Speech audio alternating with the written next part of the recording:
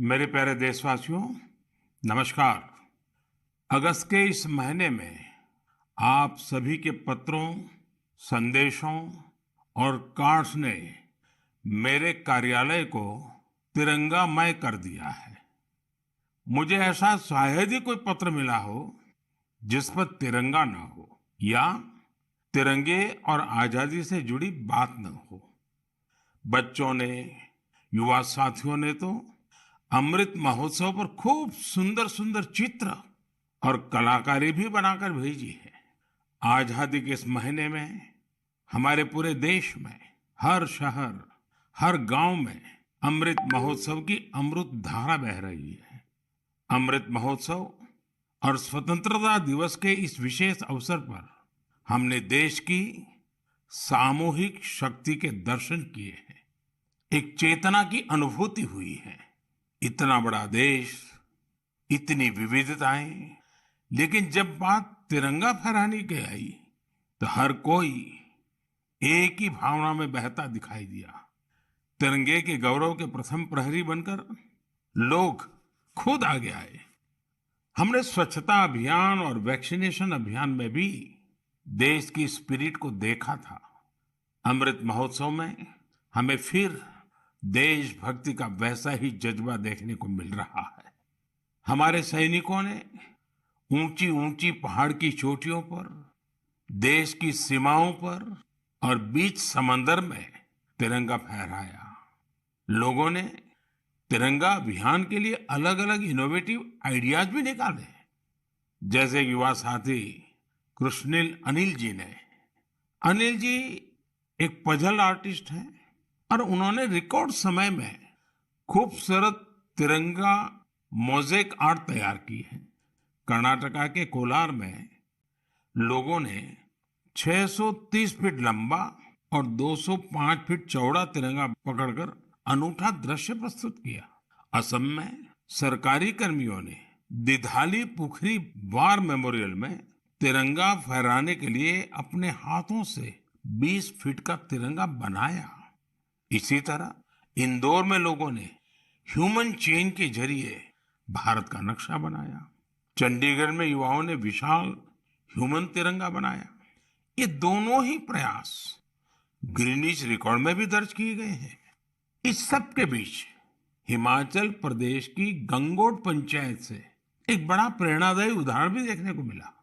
यहाँ पंचायत में स्वतंत्रता दिवस के कार्यक्रम में प्रवासी मजदूरों के बच्चों को मुख्य अतिथि के रूप में शामिल किया गया।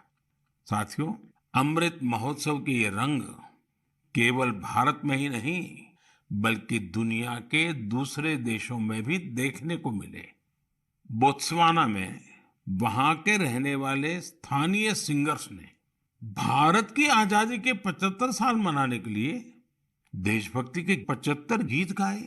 इसमें और भी खास बात यह है कि ये 75 गीत हिंदी, पंजाबी, गुजराती, बांग्ला, असमिया, तमिल, तेलुगु, कन्नड़ा और संस्कृत जैसी भाषाओं में गाए गए।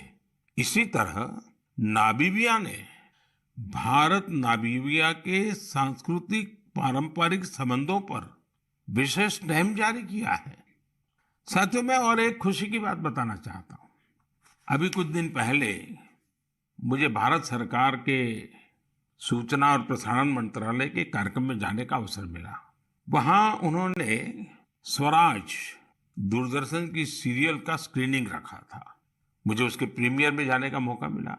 ये आजादी के आंदोलन में हिस्सा लेने वाले अनसुने नायक नायिकाओं के प्रयासों से देश की युवा पीढ़ी को परिचित कराने की एक बेहतरीन पहल है। दूरदर्शन पर हर रविवार रात 9 बजे इसका प्रसारण होता है और मुझे बताया गया कि 75 सप्ताह तक चलने वाला है। मेरा आग्रह है कि आप समय निकालकर इसे खुद भी देखें और अपने घर के बच्चों को भी जरूर दिखाएं। और स्कूल कॉलेज के लोग तो इसको रिकॉर्डिंग करके जब सोमवार को स्कूल कॉलेज खुलते हैं तो विशेष कार्यक्रम की रचना भी कर सकते हैं, ताकि आजादी के जंग के इन महानायकों के प्रति हमारे देश में एक नई जागरूकता पैदा होगी। आजादी का अमृत महोत्सव अगले साल यानी अगस्त 2023 तक चलेगा। देश के लिए, स्वतंत्रता सेनानियों के लिए जो लेखन, आयोजन आदि हम कर रहे थे, हमें उन्हें और आगे बढ़ाना है। मेरे प्यारे देशवासियों, हमारे पूर्वजों का ज्ञान, हमारे पूर्वजों की दीर्घ दृष्टि और हमारे पूर्वजों का एकात्म चिंतन आज भी कितना महत्वपूर्ण है। जब उसकी गहराई में जाते हैं तो हम आश्चर्य से भर जाते हैं। हजारों साल पुराना हमारा ऋग्वेद में कहा गया है, ओमान मापो मानुषी अमृक्तम धाततोकाय तनयाय संयो यूयम हिष्ठा भीषजो मातृतमा विश्वस्य स्थातु जगतो जनित्री ही। अर्थात हे जल, आप मानवता के परम मित्र हैं, आप जीवनदायिनी हैं, आपसे ही अन्न उत्पन्न होता है और आपसे ही हमारी संतानों का हित होता है। आप हमें सुरक्षा प्रदान करने वाले हैं और सभी बुराइयों से दूर रखते हैं। आप सबसे उत्तम औषधि हैं और आप ही इस ब्रह्मांड के पालनहार हैं। सोचिए, हमारी संस्कृति में हजारों वर्ष पहले जल और जल संरक्षण का महत्व समझाया गया है। जब ये ज्ञान हम आज के संदर्भ में देखते हैं तो रोमांचित हो उठते हैं, लेकिन जब इसी ज्ञान को देश अपने सामर्थ्य के रूप में स्वीकारता है तो उनकी ताकत अनेक गुना बढ़ जाती है। आपको याद होगा, मन की बात में ही 4 महीने पहले मैंने अमृत सरोवर की बात की थी। उसके बाद अलग अलग जिलों में स्थानीय प्रशासन जुटा, स्वयंसेवी संस्थाएं जुटी और स्थानीय लोग जुटे।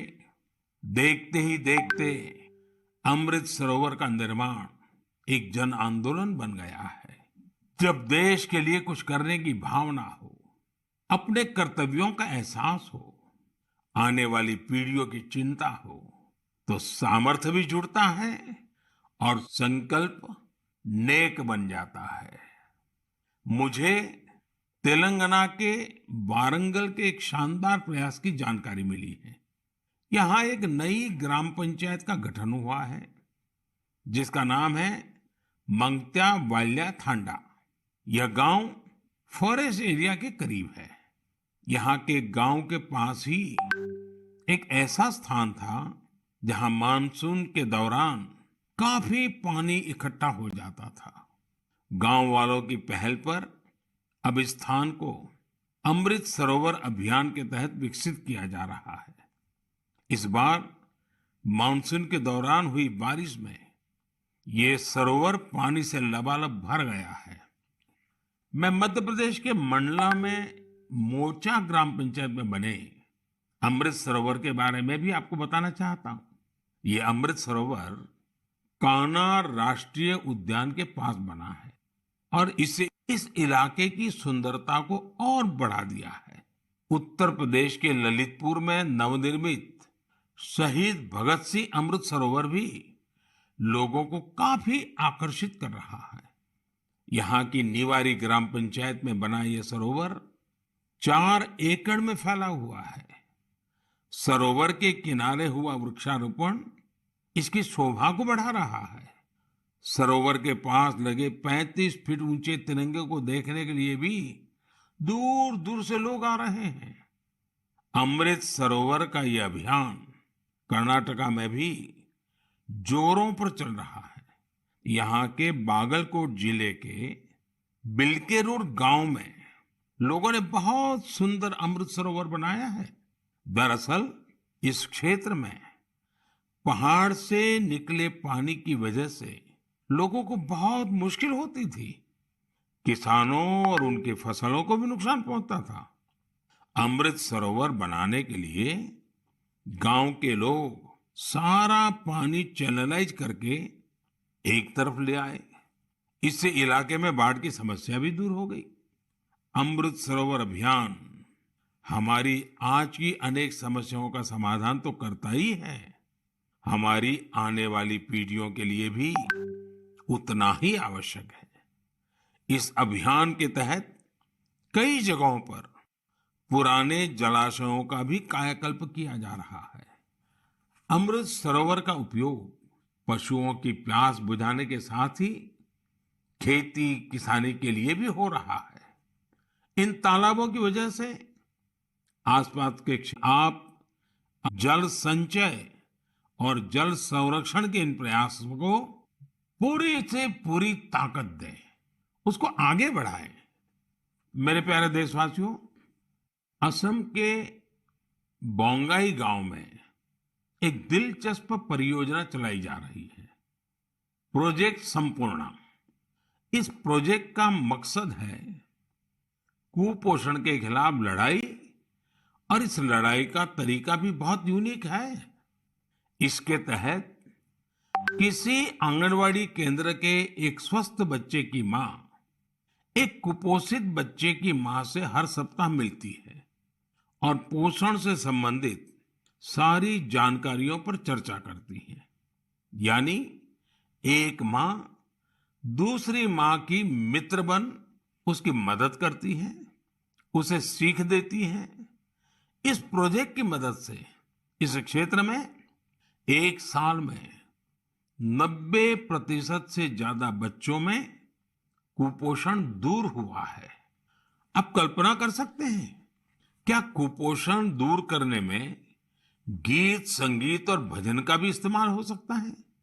मध्य प्रदेश के दतिया जिले में मेरा बच्चा अभियान, इस मेरा बच्चा अभियान में इसका सफलतापूर्वक प्रयोग किया गया।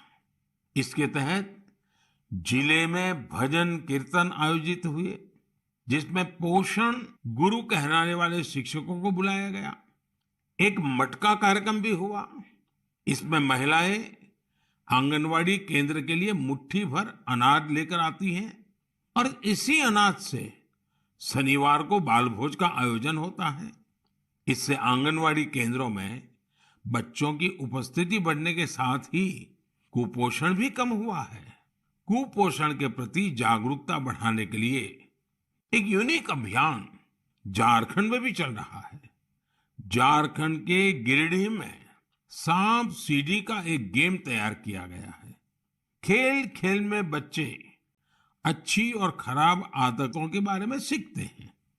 साथियों, कुपोषण से जुड़े इतने सारे अभिनव प्रयोगों के बारे में मैं आपको इसलिए बता रहा हूं क्योंकि हम सबको भी आने वाले महीने में इस अभियान से जुड़ना है। सितंबर का महीना त्योहारों के साथ साथ पोषण से जुड़े बड़े अभियान को भी समर्पित है। हम हर साल 1 से 30 सितंबर के बीच पोषण माह मनाते हैं।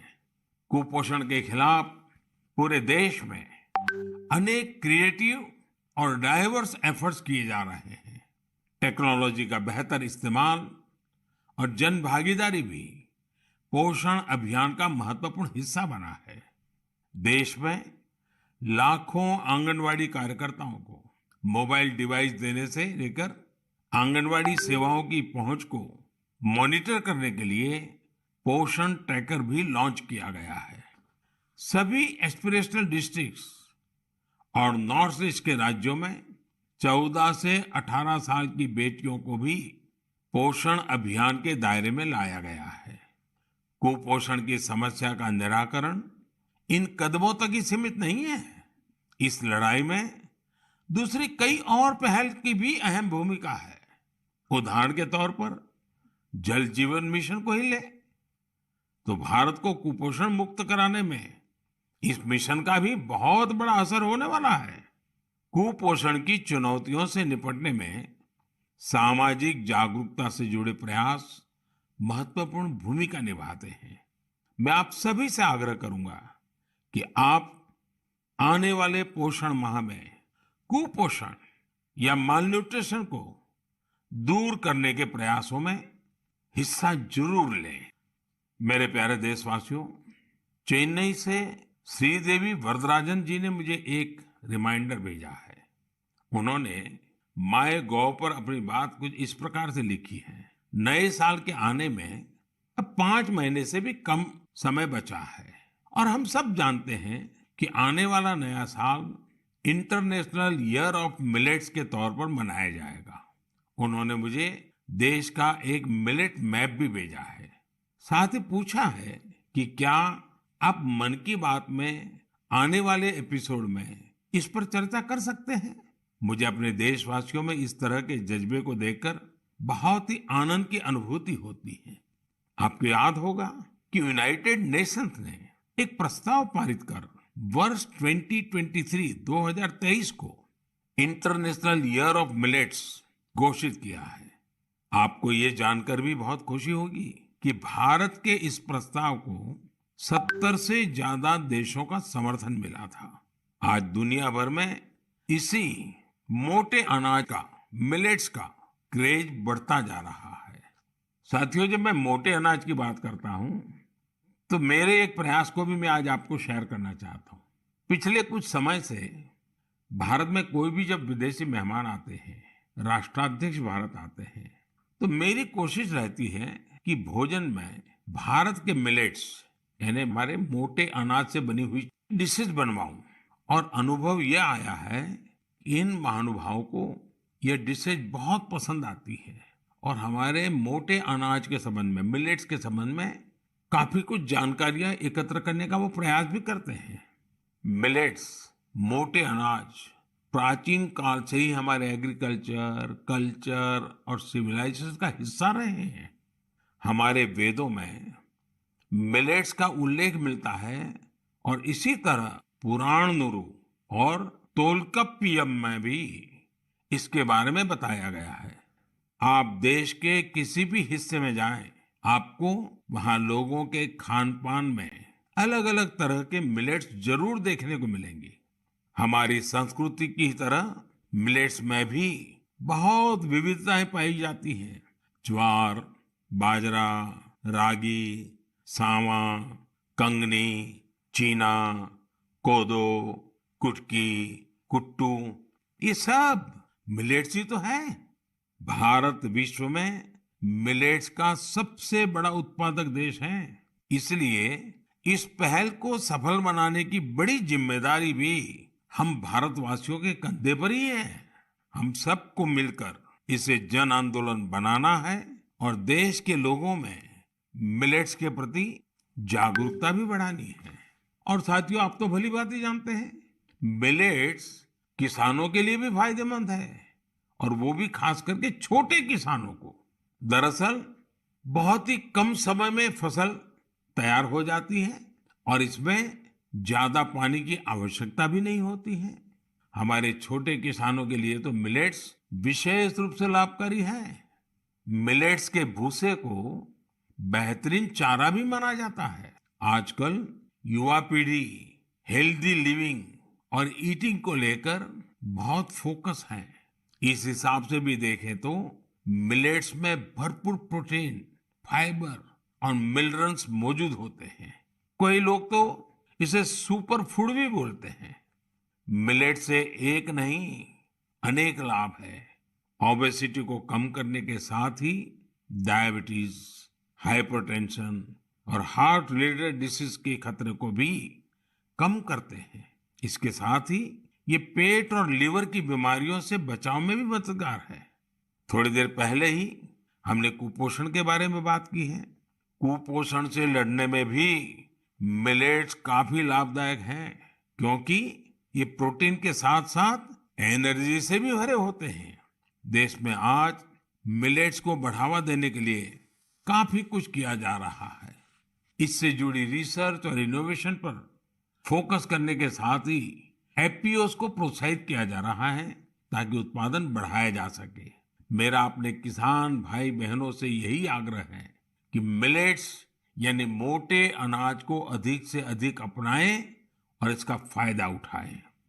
मुझे देखकर काफी अच्छा लगता है कि आज कई ऐसे स्टार्टअप्स उभर रहे हैं जो मिलेट्स पर काम कर रहे हैं। इनमें से कुछ मिलेट कुकीज बना रहे हैं, तो कुछ मिलेट पैनकेक्स और डोसा भी बना रहे हैं। वहीं कुछ ऐसे हैं जो मिलेट एनर्जी बार्स और मिलेट ब्रेकफास्ट तैयार कर रहे हैं। मैं इस क्षेत्र में काम करने वाले सभी लोगों को बहुत बहुत शुभकामनाएं देता हूं। त्योहारों के इस मौसम में हम लोग अधिकतर पकवानों में भी मिलेट्स का उपयोग करते हैं।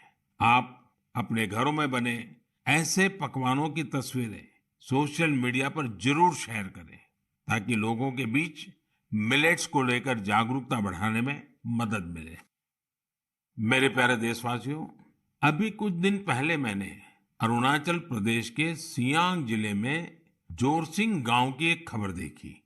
ये खबर एक ऐसे बदलाव के बारे में थी जिसका इंतजार इस गांव के लोगों को कई वर्षों से था। दरअसल जोरसिंग गांव में इसी महीने स्वतंत्रता दिवस के दिन से 4G इंटरनेट की सेवाएं शुरू हो गई हैं। जैसे पहले कभी गांव में बिजली पहुंचने पर लोग खुश होते थे, अब नए भारत में वैसी ही खुशी 4G पहुंचने पर होती है। अरुणाचल और नॉर्थ ईस्ट के दूर सुदूर इलाकों में 4G के तौर पर एक नया सूर्योदय हुआ है। इंटरनेट कनेक्टिविटी एक नया सवेरा लेकर आई है। जो सुविधाएं कभी सिर्फ बड़े शहरों में होती थी, वो डिजिटल इंडिया ने गांव-गांव में पहुंचा दी है। इस वजह से देश में नए डिजिटल एंटरप्रेन्योर पैदा हो रहे हैं। राजस्थान के अजमेर जिले के सेठा सिंह रावत जी दर्जी ऑनलाइन ई स्टोर चलाते हैं। आप सोचेंगे ये क्या काम हुआ? दर्जी ऑनलाइन, दरअसल सेठा सिंह रावत कोविड के पहले टेलरिंग का काम करते थे। कोविड आया तो रावत जी ने इस चुनौती को मुश्किल नहीं बल्कि अवसर के रूप में लिया। उन्होंने कॉमन सर्विस सेंटर यानी CSC ई स्टोर ज्वाइन किया और ऑनलाइन कामकाज शुरू किया। उन्होंने देखा कि ग्राहक बड़ी संख्या में मास्क का ऑर्डर दे रहे हैं। उन्होंने कुछ महिलाओं को काम पर रखा और मास्क बनवाने लगे। इसके बाद उन्होंने दर्जी ऑनलाइन नाम से अपना ऑनलाइन स्टोर शुरू कर दिया, जिसमें और भी कई तरह से कपड़े वो बनाकर बेचने लगे। आज डिजिटल इंडिया की ताकत से सेठा सिंह जी का काम इतना बढ़ चुका है कि अब उन्हें पूरे देश से ऑर्डर मिलते हैं। सैकड़ों महिलाओं को उन्होंने अपने यहाँ रोजगार दे रखा है।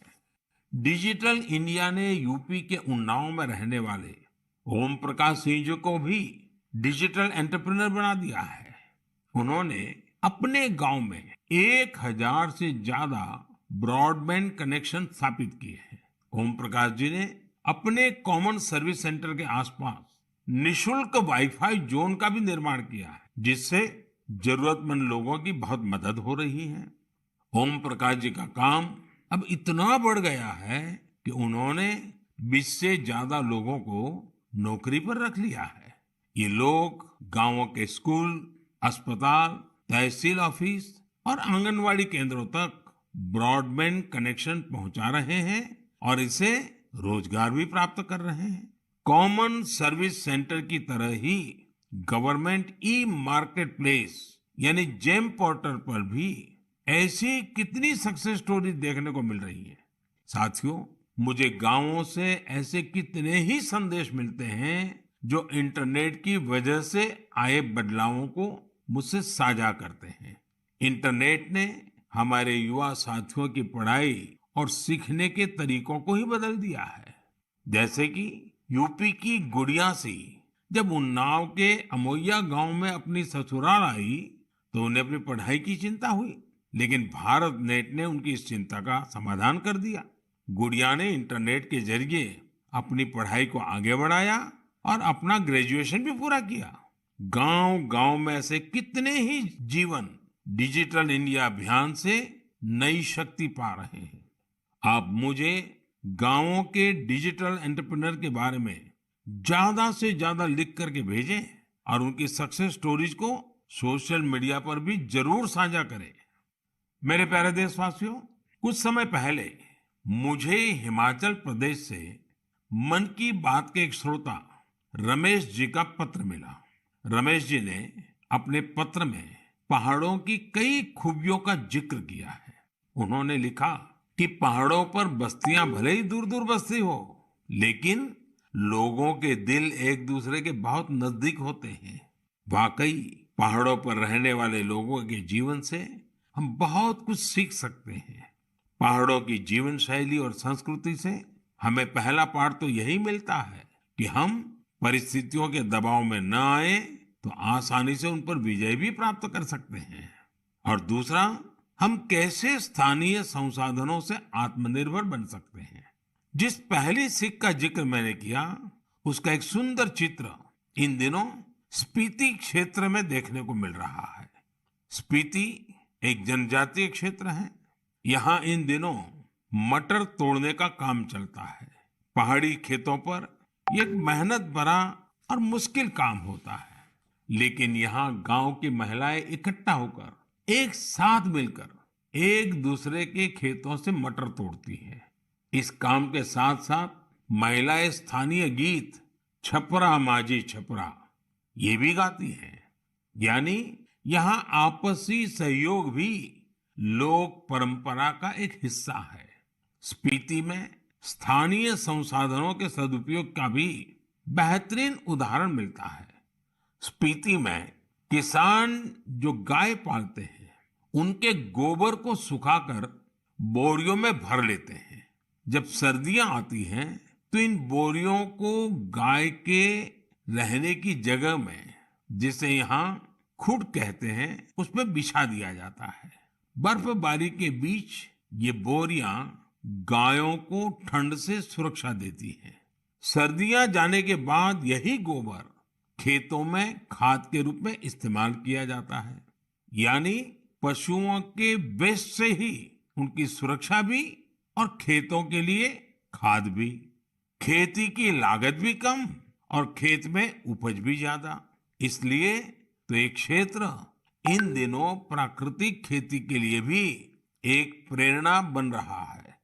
साथियों, इसी तरह के कई सराहनीय प्रयास हमारे एक और पहाड़ी राज्य उत्तराखंड में भी देखने को मिल रहे हैं। उत्तराखंड में कई प्रकार के औषधि और वनस्पतियां पाई जाती है, जो हमारे सेहत के लिए बहुत फायदेमंद होती है।